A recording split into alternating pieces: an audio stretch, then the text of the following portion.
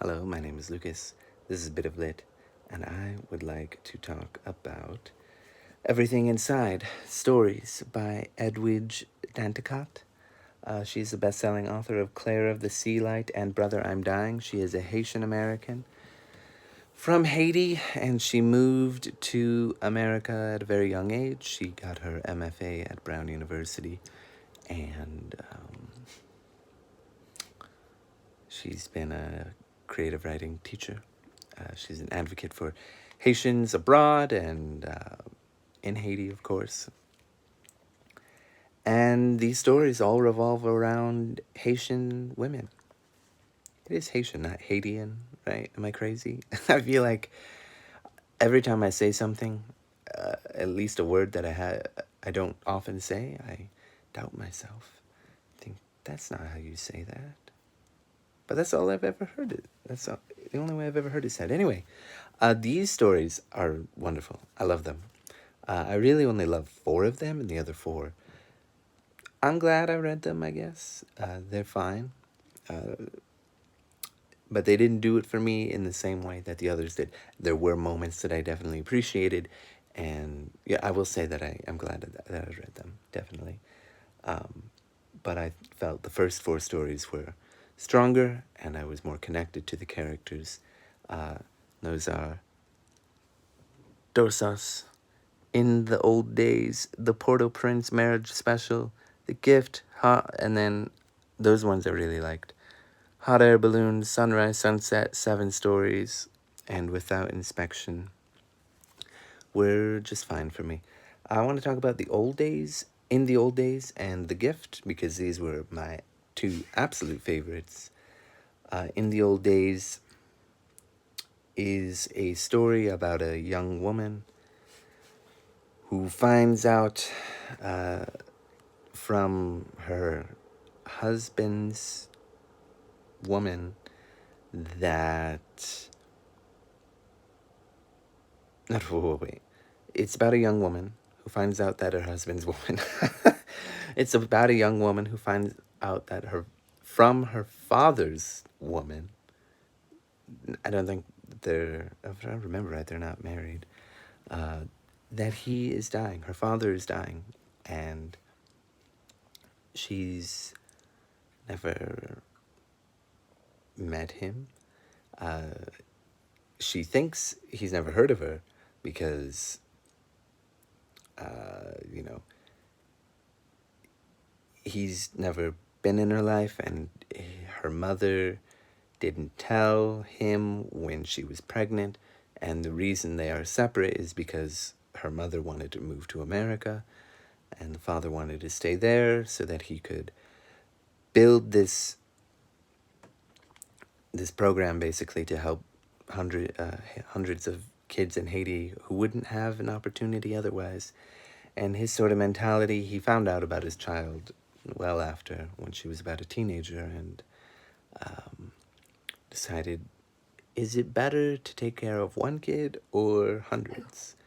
And it's an interesting sort of conflict there. There's a lot of emotion and anger and frustration and sorrow and want and need and interesting things, because there's so much she wants to say, so much she wants to know, and she has so little time.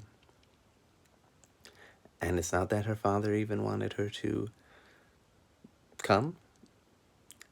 It was, again, her father's woman that sort of wanted this and invited her. And this main character has all this to say and she wants to know, and she doesn't get to, really. And she's at the funeral, and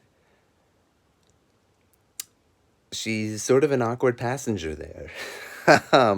It is a roller coaster of emotions. In many ways, I can relate, having not really known my own father. Totally different circumstances, but yeah, I really enjoyed that story. My other favorite one was The Gift, which is like just a wild ride of these people, man. it's about this mistress to this man, and they have this dinner date. He has been injured. He lost half his leg, and his wife and daughter. And this woman sort of is hoping and thinking, because she's been very jealous of this woman, or envious. I guess jealous, because she feels if she's out of the way and the daughter's out of the way, maybe there's me. And then he drops the obvious bombshell. There were other women too. And it's this whole dinner date, and she gives him this drawing of, like, her kids and his kid and wife and whatever, and he wants it aged up so he can see what his daughter would have looked like. And it's just so sick and twisted. And it's brilliant. And a lot of these stories, they have these weird things you can believe. You can't even, you can't imagine it in a way, but once you read it, you can believe it. Like, surely this has actually happened. In this sick, twisted world we live in. Yeah. They're not all sick and twisted in that sense, but yeah, a lot of terrible things happen, I guess. A lot of these ugly parts of humanity are kind of exposed, and beautiful parts too. Anyway, it gives this full scope of Haiti and Haitian women and the diaspora and this kind of thing, and it makes me appreciate. I really appreciate this author's work, and I will be looking forward to getting to Claire of the Sea Light and Brother I'm Dying, if I ever can, because I really liked her writing, and it does sort of make me want to go to Haiti, because it seems like a really interesting place. And if the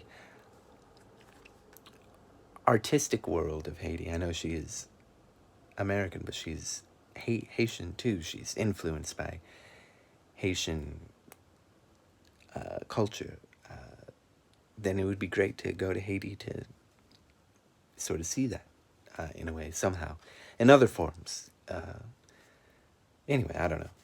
I definitely say, if you're into short stories, you want to read